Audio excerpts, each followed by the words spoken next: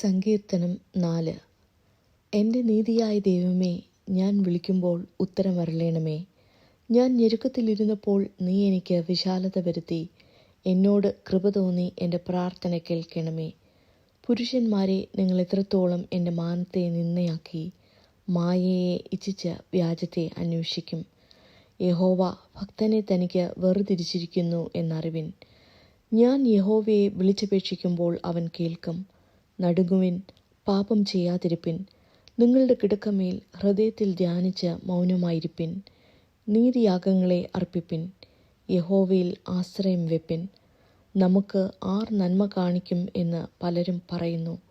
യഹോവേ, നിന്റെ മുഖപ്രകാശം ഞങ്ങളുടെ മേൽ ഉദിപ്പിക്കണമേ. ധാന്യവും വീഞ്ഞും വർദ്ധിച്ചപ്പോൾ അവർക്കുണ്ടായതിലും അധികം സന്തോഷം നീ എൻ്റെ ഹൃദയത്തിൽ നൽകിയിരിക്കുന്നു. ഞാൻ സമാധാനത്തോടെ കിടന്നുറങ്ങും. നീയല്ലോ യഹോവേ എന്നെ നിർഭയം വസിക്കുമാറാക്കുന്നത്.